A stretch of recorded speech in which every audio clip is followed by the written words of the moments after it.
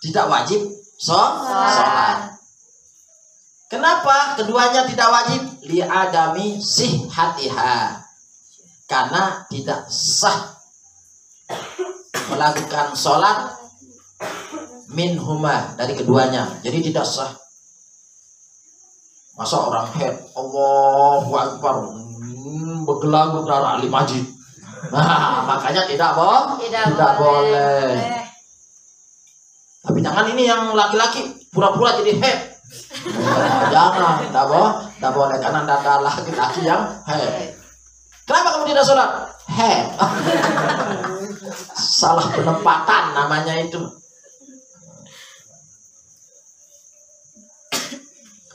Wala qada'a 'alaihima, dan tidak ada qada atas keduanya, orang yang haid dan orang yang nifas. Bal tajibu 'ala murtaddin wa mu'taddin bisakarin. Justru wajib sholat atas orang yang murtad. Nah, ini. Bahkan wajib mengkodok, maksudnya di sini. Bahkan wajib mengkodok sholat atas orang yang murtad dan orang yang mabuk secara sengaja. Nah, lamun dengan mabuk sengaja, dengan minum khamr, terus dia tidak sholat subuh, tidak sholat zuhur, tidak sholat asar karena mabuknya, maka wajib mengkodoknya. 10 tahun mabuk misalnya, 10 tahun terkadang. Begitu juga orang murtad. Nauzubillah min dzalik. Kalau dia murtad, orang murtad 500 tahun bisa dimurtad, dia tobat, dia masuk Islam lagi, dia qada yang 500 tahun itu. Begitulah lagu nidara dengan umur 500 tahun. Nah, ini beratnya yang namanya sholat ini. Kenapa begini? Ditekan, artinya sangat ditekan oleh agama untuk melakukannya, sangat diwajibkan, karena sangat penting yang namanya sholat ini. Kalau mau selamat, sholat. Kalau mau bahagia, sholat, baik di dunia maupun di akhirat. Kalau mau selamat, sholat. Kalau mau tidak kena dengan badai, sholat. Loh, kan banyak yang kena dengan badai apa? Orang sholat-sholatan itu. Kalau benar sholatnya, enggak kena dengan badai, badai bisa ditiup, lari badainya. Kalau benar sholatnya, lihat wali-wali Allah. Ada ceritanya. Dulu ini fakta ini. Artinya orang yang betul-betul pasrah kepada Allah, sholatnya benar sholatnya. Ada kejadian meletus. Artinya lahar di tempatnya itu, di sekitarnya kena lahar, tapi dia tidak kena lahar. Nah, itu orang yang betul-betul khusyuk sholatnya, tidak kena dia. Disuruh pergi, apa saya pergi? Akhirnya di desa itu kena dengan lahar semuanya, tapi beliau yang betul-betul sholatnya tidak kena dengan lahar. Kok bisanya begitu? Karena lain sholatnya, khusyuk sholatnya. Loh, yang lain-lain itu bagaimana? Kena dia lahar. Karena dia kalau sholat Allahu Akbar yang dilihat Rong Aceh, Ambon. Apalagi baru dia berpacaran, pacarnya yang dilihat dalam sholatnya Allahu Akbar. La ilaha illallah, pacar saya. Bagaimana enggak dikena dengan badai? Tapi kalau kita khusyuk, subhanallah, Allah menjaga janji Allah itu. Inna wa'dallahi haqq. Sungguh janji Allah itu maha benar. Allah akan menjaga orang yang sholat, baik di dunia maupun di akhirat. Di akhirat saja dijaga, apalagi di dunia. Itu sebabnya para wali Allah tinggalnya di tengah hutan. Dia zikir di tengah hutan, tapi tidak ada yang mengganggunya. Tidak ada ular,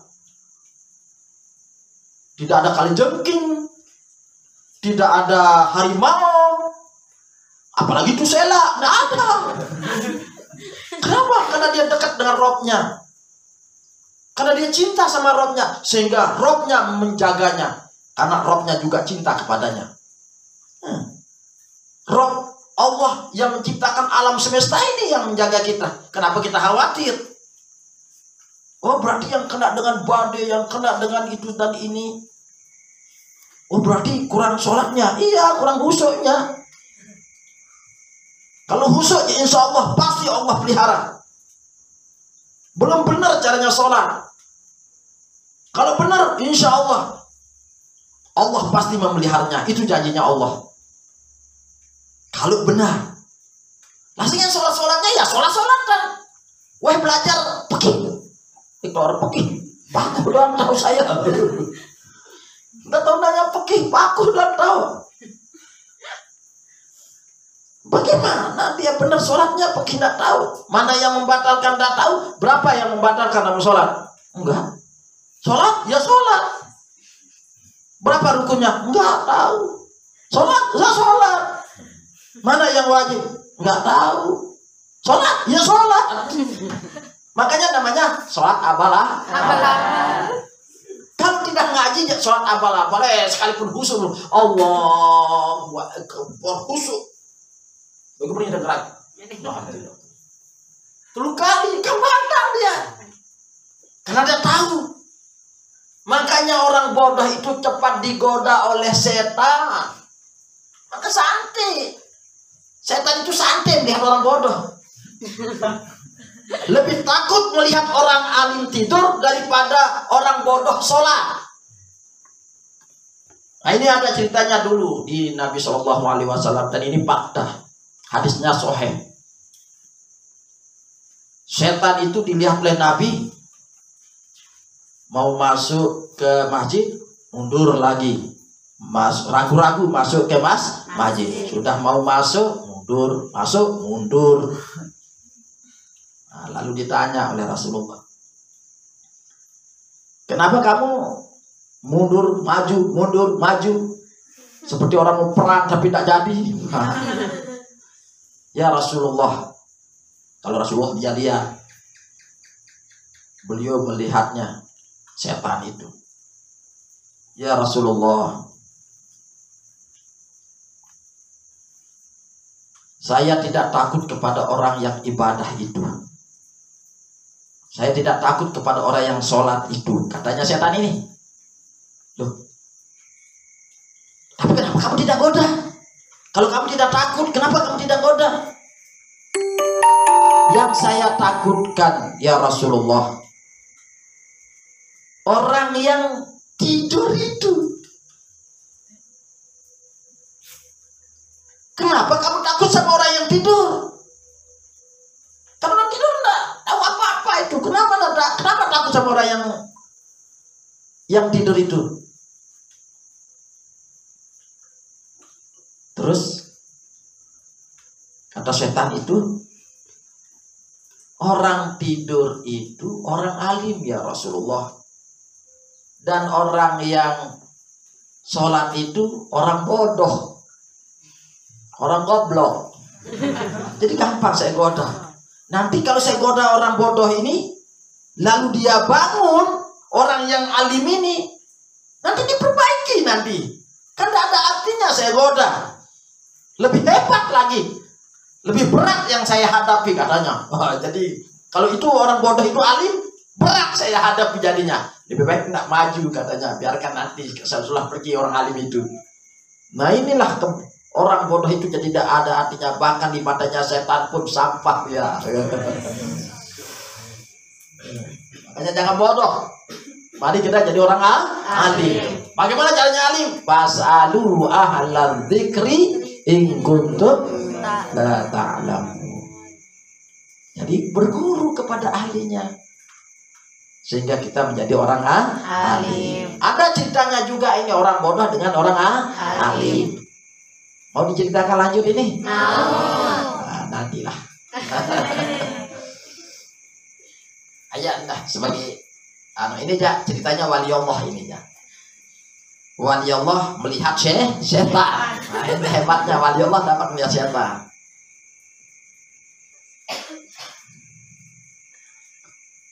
Wali Allah itu bertanya kepada setan, "Hei setan, katanya. Apa yang kamu takutkan? Yang saya takutkan orang alim. Kalau orang bodoh, tidak. Itu sampah itu. Ini pertanyaan wali Allah kepada setan. Loh, sekalipun orang bodoh itu ibadah, iya. Enggak, saya takut. Orang alim itu mabuk, iya, enggak, saya takut. Saya takut kepada sekalipun dia mabuk itu saya takut. Saya takut kepada orang alim ini. Kalau orang bodoh, enggak saya takut sekalipun dia ibadah. Nah ini. Masih tidak percaya ini wali Allah ini. Apa alasan Anda? Apa alasan kamu setan lah? Sehingga kamu takut kepada orang alim bodoh ini dibandingkan orang alim yang mabuk ini daripada orang yang bodoh ibadah ini. Kalau begitu mari ikut saya, katanya setan itu. Ikut saya. Kita pergi ke orang bodoh yang ibadah. Saya cepat hancurkan orang bodoh itu, katanya. Terus dilihat. Nah, ini orang, itulah wali Allah hebat. Dia dapat lihat setan juga ini. Akhirnya orang bodoh yang beribadah ini diganggulah oleh setan. Bagaimana bentuk gangguannya? Sedang dia khusyuk ibadahnya, orang bodoh ini sedang khusyuk, sedang wiridnya, luar biasa. Tapi bodoh. Terus datanglah setan berbentuk cahaya, mengatakan, wahai hambaku, bangunlah dari ibadahmu. Sudah cukup ibadahmu. Kau kekasihku, sudah selesai ibadah kamu. Berhentilah kamu ibadah karena kamu sudah menjadi kekasihku. Terkejut dia ini. Apa namanya? Orang bodoh yang beribadah. Terkejut. Aduh, saya dicintai oleh Allah. Cepat, bangun, buang jubah kamu. Itu suruh buang jubah ini, katanya. Kamu sudah selesai ibadah kamu. Sudah cukup ibadah kamu. Cemoh. Bahagia orang yang bodoh beribadah. Saya ini bahagia, buka bajunya, jubahnya dibuka, songkoknya, sorbannya dibuka. Lalu orang bodoh ini karena girangnya, karena bahagianya, sudah selesai sholatnya, sudah termasuk manusia sempurna, tidak lagi sholat. Wah, hebat, wah, tingkat tinggi katanya dirinya. Terus dia keluar dari tempat halwatnya. Woi, keluar, gembira, hore, hore. Terus datang setan itu membuat dirinya sebagai manusia. Oh, saudaraku, ada apa ini? Kok gembira sekali? Kok bahagianya? Hore, hore. Kenapa? Tadi Allah berfirman sama saya. Allah telah berfirman pada saya bahwa saya menjadi orang yang tinggi. Dan saya boleh tidak sholat sekarang. Boleh saya tidak puasa. Sudah hebat saya. Berhenti ibadahnya. Karena itu perintah Allah pada saya, katanya. Oh begitu jadinya hebat sih. Iyalah, siapa dulu saya, katanya. Oke, kalau begitu saya tanya, Anda boleh? Saya tanya, katanya, saya tanya, boleh? Saya tanya, oh boleh, orang tinggi namanya, tanya aja.